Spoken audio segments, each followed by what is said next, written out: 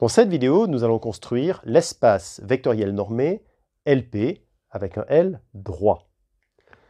Donc je vais prendre P, un nombre réel supérieur ou égal à 1, ou plus l'infini, et je vais définir l'espace LP droit comme étant le quotient de l'espace LP, L curviligne, par la relation d'égalité presque partout. Lorsque E est RD, que la tribu est la tribu de Lebesgue et que la mesure est la mesure de Lebesgue, on note en général LP de RD sans plus de précision. Permettez-moi de vous faire remarquer que si je prends LP de N avec la tribu qui est l'ensemble des parties et la mesure de comptage, pour le coup, je vais avoir égalité entre LP droit et LP curviligne, puisque l'égalité presque partout est en fait équivalente à l'égalité. Alors ça vient du fait que chaque classe d'équivalence contient un seul élément, et donc finalement je peux identifier l'ensemble avec l'ensemble de ces classes. Mais ce n'est pas le cas pour l'ensemble LP de RD. Si je prends le E égale RD avec la mesure de Lebesgue, on a vu que chaque fois que je prenais une fonction, si je lui ajoutais des valeurs, si je la transformais, je la modifiais sur un ensemble de mesures nulles, c'est-à-dire par exemple sur un ensemble dénombrable, eh bien ça ne changeait pas la fonction. Et donc il est bien important de comprendre que pour LP de RD, eh bien, plusieurs fonctions différentes seront dans la même classe d'équivalence. Ça, c'est vraiment un point extrêmement important. Alors, je vais vous donner immédiatement un exemple. Je prends la fonction indicatrice de Q et la fonction 0. Ces deux fonctions sont manifestement différentes. Mais, comme elles sont égales presque partout, eh bien, leurs classes d'équivalence seront les mêmes dans LP. Et d'ailleurs, on écrira un Q égale 0 dans LP.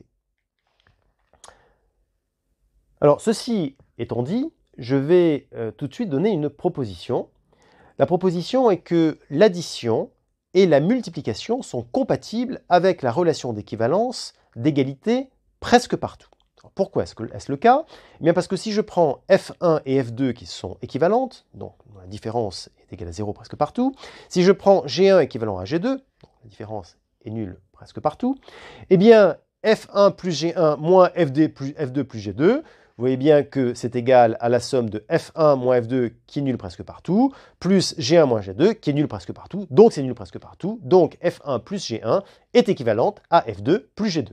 Ça signifie que je peux donc ajouter les classes d'équivalence sans prendre de précautions particulières, puisque peu importe le représentant que l'on va choisir pour faire l'addition, on prend deux représentants, enfin un représentant de la première classe et un représentant de la deuxième, on les ajoute, on prend la classe d'équivalence de la somme, eh bien, finalement, c'est complètement indépendant des deux représentants qu'on avait choisis. Si on avait choisi d'autres représentants, on aurait la même somme. Enfin, la même classe, la classe de la somme aurait été la même. Bon. Pour le produit, c'est pareil. Si je fais F1G1 moins F2G2, en écrivant que c'est F1G1 moins G2 plus F1 moins F2G2, on voit bien que si G1 est égal à G2 presque partout et que F1 est égal à F2 presque partout, ça nous donne que F1G1 est égal à F2G2 presque partout. La conséquence de ça, c'est donc que l'on peut écrire plus divisé par la relation d'équivalence et fois divisé par la relation d'équivalence dans LP, ce qu'évidemment on va noter simplement avec un plus et avec un multiplié. De manière analogue, on a le fait que la multiplication par un scalaire est compatible avec la relation d'égalité presque partout. Donc, LP, muni d'une tribu et d'une mesure, est un espace vectoriel. On peut même dire que c'est une algèbre sur un anneau. Faisons tout de suite une remarque qui est pas qualifiée d'une mauvaise nouvelle, mais enfin c'est comme ça. C'est que la fonction d'évaluation en un point de E n'est pas compatible avec la relation d'égalité presque partout. Ce que ça veut dire, c'est que cette fonction d'évaluation va changer, la valeur de l'évaluation va changer si je prends des représentants différents de ma classe. Alors, ça veut donc dire que, je vous donne un exemple, si je prends x donne x carré et x donne x carré, sauf qu'en 0, au lieu que ça prenne la valeur 0, je change la valeur, je mets 1. Voilà. Bon, ces deux fonctions sont équivalentes, mais elles ont des valeurs différentes en 0. Mais comme elles sont équivalentes, elles vont être dans la même classe d'équivalence. Donc vous voyez, je ne peux pas définir la valeur d'un élément de LP en un point, puisque si je change si je change le représentant de ma classe d'équivalence, je vais changer la valeur. Donc si on prend une classe, on va dire pourquoi on va prendre ce représentant plutôt qu'un autre. Vous voyez bien qu'il n'y a pas de raison de le faire. Donc ça veut dire que lorsque l'on travaille dans LP avec un L droit, nous nous privons désormais de la possibilité d'évaluer la fonction en un point. C'est ça qu'on perd en passant aux classes d'équivalence. On va gagner une structure d'espace vectoriel, donc on est quand même, c'est quand même intéressant, mais ce qu'on perd, c'est la capacité d'évaluer la fonction, on va dire la classe, mais on dira bientôt la fonction, en un point. En revanche, l'intégrale, la forme linéaire qui a f associe l'intégrale de f ou l'intégrale de f puissance p sur l'espace LP, est compatible avec le relation d'équivalence presque partout. Pourquoi? On l'a déjà dit, parce que si f et g sont dans LP et que f est équivalent à g, l'intégrale de fp est égale à l'intégrale de gp. En fait, on a réécrit simplement ce qu'on sait déjà. Donc ce qu'on est en train de dire, c'est qu'on va pouvoir définir l'intégrale d'une classe d'équivalence, c'est simplement l'intégrale de l'un de ses représentants. Et là encore, ça n'a aucune importance, le choix du représentant n'a aucune importance, dans la mesure où, si on en prend un autre, ça nous donne la même valeur. Alors, proposition, vous voyez venir, c'est que dans LP, l'intégrale de fp égale 0 est bien équivalent à f égale 0. On a fait tout ça pour ça, donc il vaut mieux qu'on l'ait quand même. Bon. Très bien. Alors, je vais définir une fonction, f double barre p, je ne l'appelle pas encore norme de f, parce que je n'ai pas prouvé que c'était une norme. Donc, je vais définir donc, pour une fonction de LP, avec p qui n'est pas à plus l'infini pour l'instant, je vais définir donc, f double barre p comme étant la racine pim de l'intégrale sur e de la puissance pim de la valeur absolue de f. Bon, je définis ça comme ça. Et je vais définir f double barre infini. Pour faire ça, je vais avoir besoin de la définition suivante.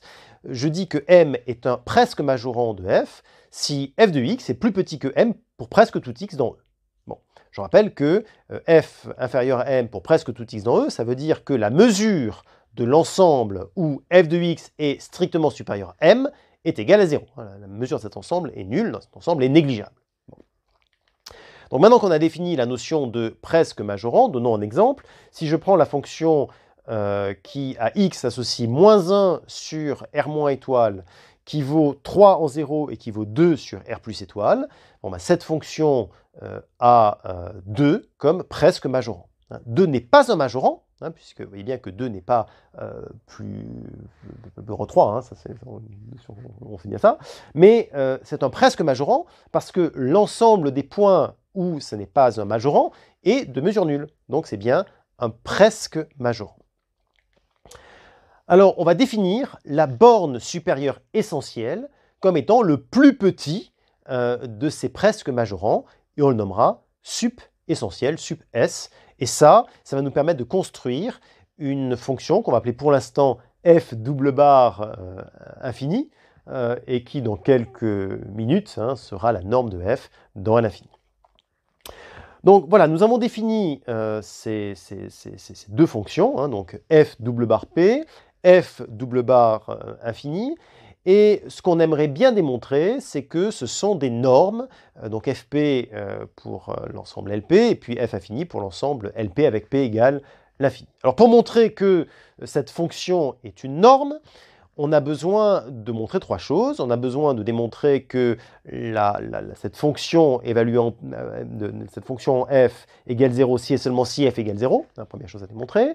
La deuxième chose, c'est qu'on veut démontrer que si j'applique cette fonction à lambda f, eh bien c'est la même chose que faire valeur absolue de lambda fois cette fonction appliquée à f. Et puis troisième chose, je veux l'inégalité triangulaire. Voilà, donc c'est ça les trois choses que je vais avoir. Alors, la proposition qu'on vient de dénoncer il y a quelques instants dit qu'on a déjà la première. Ça, c'est si cette fonction f double barre p égale 0, dans ce cas, f est égal à 0. Puis pour le sup essentiel, c'est évident. Bon, deuxième chose, si je multiplie par lambda. Si je multiplie par lambda, je regarde dans l'intégrale, je peux faire sortir le lambda.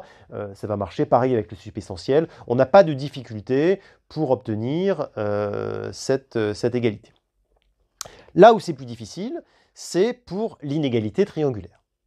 Alors cette inégalité porte un nom, ça s'appelle l'inégalité de Minkowski, et on va la démontrer. Alors pour démontrer cette inégalité, on va avoir besoin d'une autre inégalité. L'autre inégalité dont on va avoir besoin, c'est que la norme, enfin non, pardon, je n'ai pas encore le droit de dire norme, excusez-moi, hein, la fonction double barre 1 de fg est plus petit que la fonction double barre p de f fois la fonction double barre p de g. Voilà, ça, alors sous réserve que P et Q soient tels que 1 sur P plus 1 sur Q soit égal à 1. Voilà. Donc si j'ai 1 sur P plus 1 sur Q qui est égal à 1, je vais avoir cette relation, et cette relation porte un nom, s'appelle l'inégalité de Holder. Bon. Eh bien, pour montrer l'inégalité de Holder, et je vous promets, après, on va s'arrêter là, après on ne va pas continuer comme ça en cascade jusqu'au bout. Pour montrer cette inégalité de Holder, on va avoir besoin d'une autre inégalité qui s'appelle l'inégalité de Young. Alors, l'inégalité de Young, on va commencer par la montrer. Là, on va montrer cette inégalité de Young. Avant cela, je vais vous donner une définition pour simplifier nos travaux. Si je prends P dans 1 plus l'infini fermé, hein, donc P, un nombre réel supérieur ou égal à 1, ou bien plus l'infini, eh bien, je vais définir le conjugué de P comme étant, si P égale 1, ce sera plus l'infini, le conjugué. Si P égale plus l'infini, le conjugué sera 1. Et dans le reste des cas, ce sera le nombre Q tel que 1 sur P plus 1 sur Q est égal à 1. Bon, si on fait le calcul, on se rend compte que c'est P sur P moins 1. Bon, voilà, donc ça, c'est la définition de la conjugaison. Bon, par exemple, 3 demi, hein, c'est le conjugué de 3, hein, puisque 1 sur 3 demi plus 1 sur 3 est égal à 1. 2 est le conjugué de 2. Alors, le fait que 1 demi plus 1 demi égale 1, bon, ça on le savait, mais le fait que 2 soit le conjugué de 2, ça aura des conséquences assez intéressantes pour L2, on va voir. Bien, donc démontrons, alors, énonçons d'abord l'inégalité de Young et démontrons-la.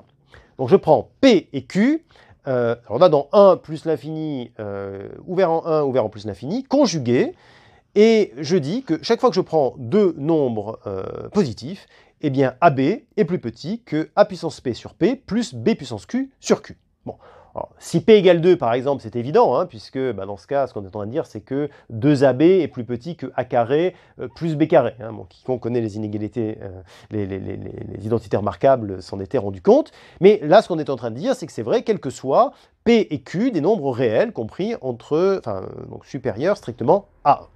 Bon, alors démontrons ça. Pour démontrer ça, on va se baser sur la concavité de l'application logarithme, hein, sur 0 plus l'infini. Elle est concave, hein, vous la voyez bien. L'inégalité de concavité me dit que le log de t fois a puissance p plus 1 moins t fois b puissance q, ce sera plus grand que t fois ln de a puissance p plus 1 moins t fois ln de b puissance q.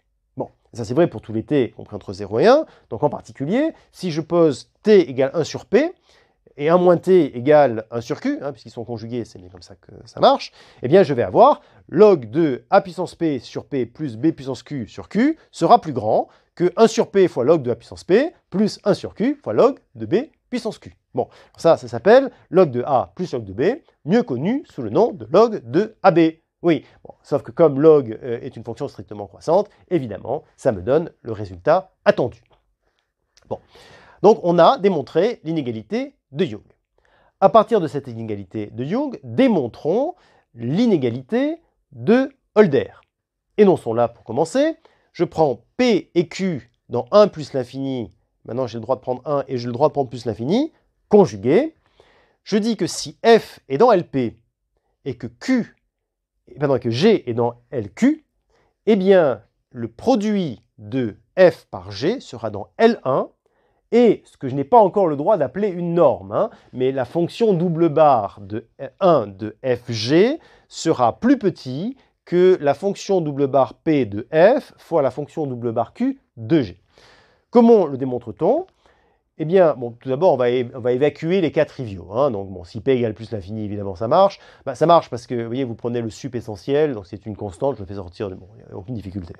Hein. Très bien. Bon, si p égale 1, pareil, hein, puisque dans ce cas, c'est q qui est égal à plus l'infini, donc résultat trivial. Bon, très bien. Bon, si f égale 0, g égale 0, bon, c'est évident, il n'y a pas de problème. Donc, on va désormais supposer qu'on n'est pas dans ces cas particuliers. Donc, en particulier, on va prendre p dans 1 plus l'infini, ouvert en 1, ouvert en plus l'infini, et q, le conjugué. Bon, donc, ce qui va se passer, c'est que j'ai le droit d'appliquer l'inégalité de Young, et je vais l'appliquer à valeur absolue de f de x et valeur absolue de g de x. Bon, donc j'ai cette inégalité qui est ici.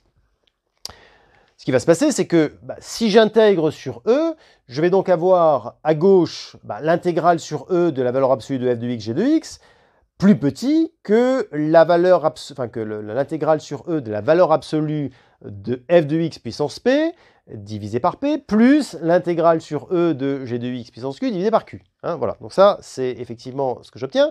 Et donc là, ce que j'ai obtenu, en fait, c'est quoi? C'est à gauche, la fonction double barre 1 de fg, et puis à droite, la fonction double barre p de f et la fonction double barre q de g, élevée à la puissance p et à la puissance q, hein, puisque vous avez vu, il n'y avait pas de racine pm, donc bon, il faut élever à la puissance p et à la puissance q pour que ce soit vrai. Bon, donc voilà ce que j'obtiens. Alors, bon, j'ai fait ça avec f et g, j'aurais pu faire ça avec lambda f et g. Hein, pour un lambda strictement positif, hein, tout marchait pareil. J'ai le droit de sortir le lambda de la valeur absolue. Hein, je n'utilise pas le fait que c'est une norme, je ne sais pas encore, hein, mais la valeur absolue, j'ai le droit de sortir le lambda. Donc voilà ce qu'on obtient. Hein, bon, très bien.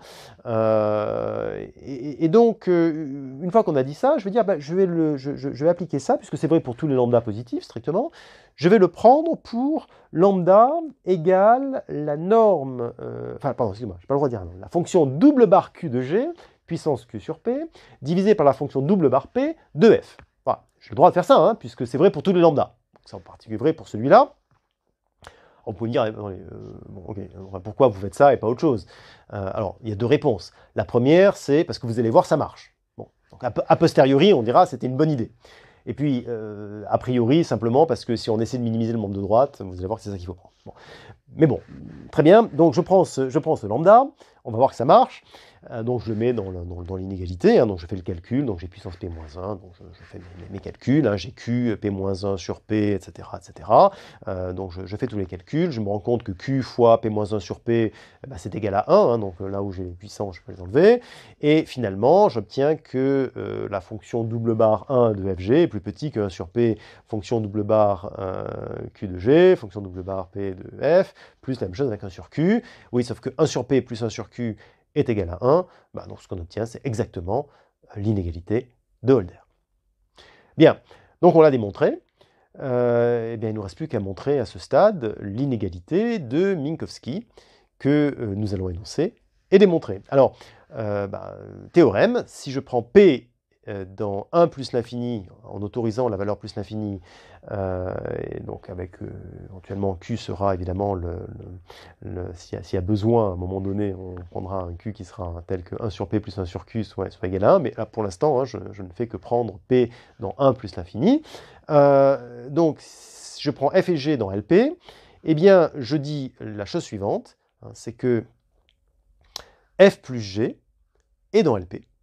Et la deuxième chose, c'est que la fonction double barre P de F plus G est plus petit que la fonction double barre P de F plus la fonction double barre P de G. Alors comment je fais? Eh bien, je vais commencer par constater que la puissance PIM de 1,5 de F plus 1,5 de G est plus petit que la puissance PIM de 1,5 de valeur absolue de F plus 1,5 de valeur absolue de G. Et puis là, je constate aussi que la fonction qui a x associe x puissance p est convexe pour p dans 1 plus l'infini. Alors vous voyez, là, au passage, on a toujours pris p plus grand que 1 hein, pour les normes. Et on en a besoin. Parce que si on ne prend pas p plus grand que 1, là, c'est pas vrai hein, que x donne x puissance p est convexe. Donc là, j'utilise la convexité de x donne x puissance p pour dire que dans une fonction convexe, hein, contrairement aux fonctions concaves ou l'inégalité dans l'autre sens, eh bien, j'ai l'inégalité où si je pose t égale 1,5, eh bien, je vais avoir donc t fois f plus 1 moins t, donc 1 moins 1,5 de g, qui va être plus petit que t fois valeur absolue de f puissance p, plus 1 moins t fois valeur absolue de g puissance p. Très bien. Donc, j'obtiens, quand je mets mon 2 puissance p, je vais passer de l'autre côté. Bref, j'obtiens cette inégalité. Et cette inégalité me dit que f plus g est dans LP. Bah oui, hein, puisque si j'ai f qui est dans LP et g qui est dans LP, quand je prends les intégrales, elles sont finies. Et donc, j'ai bien la définition du fait que f plus g est dans LP. Donc, première chose, je viens de démontrer que f plus g est dans LP. Deuxième chose, puisque f plus g est dans LP, je peux tout à fait calculer l'intégrale puissance p, etc. Et ce que je dis, c'est que le f plus g, donc la fonction double barre p puissance p, ça va être l'intégrale sur E, donc parfaitement définie, de f plus g puissance p, donc f plus g puissance p moins 1, fois f plus g. Bon. Donc là, ce qu'on va avoir du coup, c'est que ça va être plus petit que l'intégrale de E de f plus g puissance p-1 fois la valeur absolue de f, plus l'intégrale de la valeur absolue de f plus g puissance p-1 fois la valeur absolue de g. Bon, alors, si j'applique l'inégalité de Holder au premier des deux termes, qu'est-ce qui va se passer? Eh bien, je vais avoir la norme f plus g puissance p-1 sur p, hein, fp, et puis, du coup, ça va me donner ça. Hein, j'exprime ce que c'est. Et puis, j'ai ça qui va être multiplié par fp. Donc là, maintenant, je fais le calcul, hein, puisque j'ai p-1, p, etc. Donc, voilà ce que j'obtiens avec p-1 sur p. Et du coup, j'obtiens cette inégalité qui me donne in fine le fait que l'intégrale de f plus g puissance p-1 fois f, c'est plus petit que, j'allais dire la norme, excusez-moi, hein, c'est toujours la fonction double barre p de f plus g puissance p-1 fois la fonction double barre de f p. Hein, bon, à la fin de cette vidéo, on va enfin pouvoir appeler ça la norme p. Hein, donc là, pour l'instant, la fonction double barre. C'est pas que c'est une norme. Bon, on est en train de le démontrer. Donc ça, c'est pour le premier terme. Et puis pour le deuxième terme, on fait pareil, hein, sauf qu'au lieu d'avoir une norme de f derrière, on a une norme de g. Bon, alors quand on met ces deux choses-là ensemble, on a le fait que la fonction double barre p puissance p de f plus g est plus petit que la fonction double barre p de f plus g puissance p-1 fois la somme de la fonction double barre p de f plus la fonction double barre p de g. Bon, ça me dit exactement que j'ai l'inégalité triangulaire. Bon, ça achève la démonstration de l'inégalité de Minkowski. Donc revenons à nos affaires. Qu'est-ce qu'on a? On a toutes les hypothèses, toutes les propriétés que l'on attend, que l'on exige pour une norme. Donc cette fonction double barre p, ça va s'appeler la norme de ça s'appelle la norme P, hein, sur LP. Voilà. Donc, enfin, maintenant, je vais pouvoir appeler ça la norme P. Hein. C'était difficile de faire cette démonstration sans que ça m'échappe. Voilà, donc ça va être la norme P. Ce qu'on vient de dire, proposition, c'est que LP est un espace vectoriel normé de normes, la norme P pour P compris entre 1 et plus l'infini strictement, et pour P égale l'infini, ce sera le subessentiel. Je voudrais attirer votre attention sur un point important, c'est qu'à partir de maintenant, on va noter indifféremment f et f point. Hein, d'ailleurs, vous voyez, en fait, à partir de maintenant même, on a déjà commencé. Hein. C'est-à-dire que quand je note f, il faut voir selon le contexte, ça peut être soit la fonction, soit sa classe d'équivalence. Donc ça, c'est un point sur lequel il faudra être vigilant et faire très attention à ça.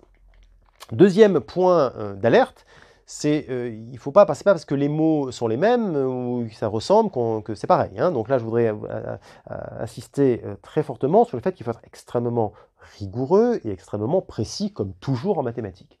Donc il ne faut pas confondre f est une fonction continue presque partout avec f est égal presque partout à une fonction continue. Hein. Ça ne veut pas dire la même chose et ça n'est pas équivalent. Il y en a un des deux qui va impliquer l'autre, mais l'autre ne sera pas, ce n'est pas une équivalence. Alors, je donne tout de suite un exemple. Si vous prenez cette fonction, voilà le graphe. Bon.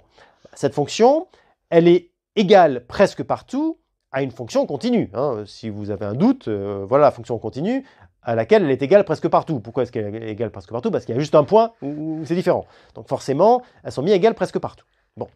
Et il est également vrai, tout à fait vrai, que f est continu presque partout, hein, puisqu'il y a le seul point de discontinuité, un point, mesure nulle, il n'y a pas de problème. Donc cette fonction, elle est égale presque partout à une fonction continue, et donc elle est également continue presque partout. Mais regardez maintenant cette fonction-là. Cette fonction-là, elle est continue presque partout.